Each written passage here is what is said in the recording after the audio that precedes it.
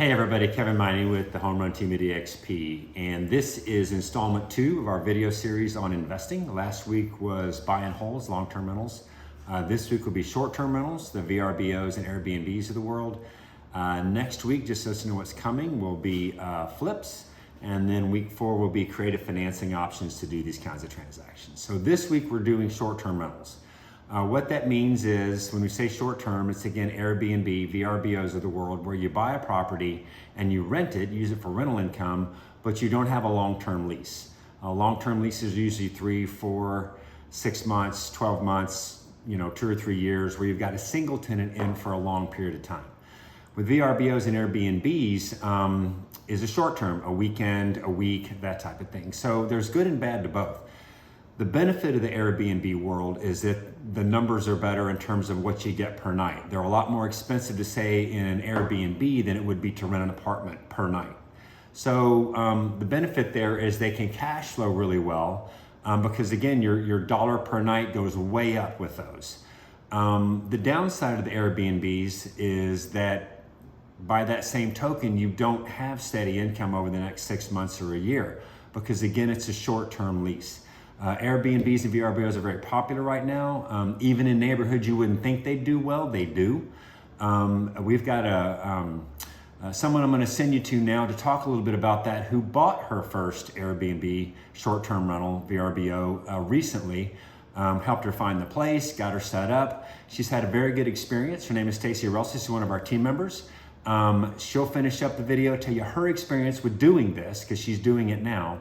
And check in next week for flips, and the week after that, creative financing options. Stacy, take it away. Hey guys, it's Stacy Russell with the Home Run Team, and today we are talking about short-term rental properties. My husband and I actually purchased our first short-term rental property about 2 months ago in Freeport, Texas. Here are some of the things that we learned. The very first thing that we needed to do was sit down with our lender and make sure that we understood the difference between an investment property and a primary residence. We did learn that the interest rates for investment properties is slightly higher than that for a primary residence, and that whenever we were going to the closing table, we would need anywhere between 20 and 25% as a down payment. We have lived in our home for almost 9 years, and we knew that we had a good amount of equity, so our lender was able to point us in the right direction of somebody who could help us with a home equity line of credit. So from there, we had to apply for that.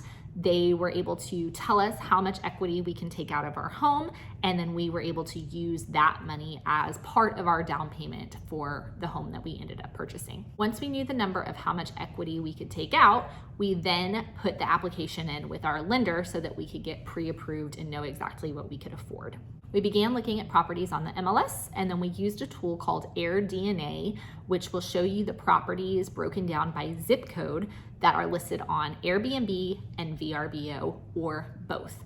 You're going to be able to take a look at all of those different properties and see how much they're charging per night, what their occupancy rate is, and then also what amenities they have.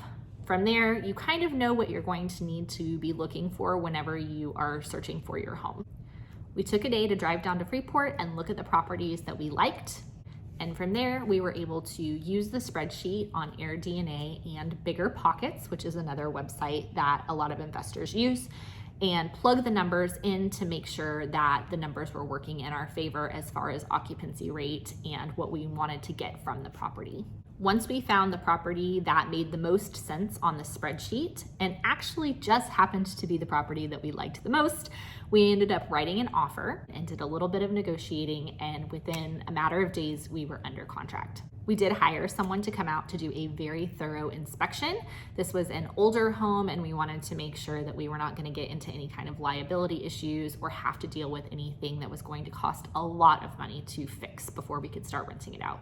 After we went through the inspection process, we just had to wait for the appraisal. The appraisal came back, we made a value, and we were able to get the keys to our property and close within about 4 weeks. When we purchased this home, we knew that there were just a few cosmetic things that needed to be fixed, but overall the bones were very good on this house, and the previous owner had done a lot of updates. So we did not have to spend a ton of money or time trying to fix it up.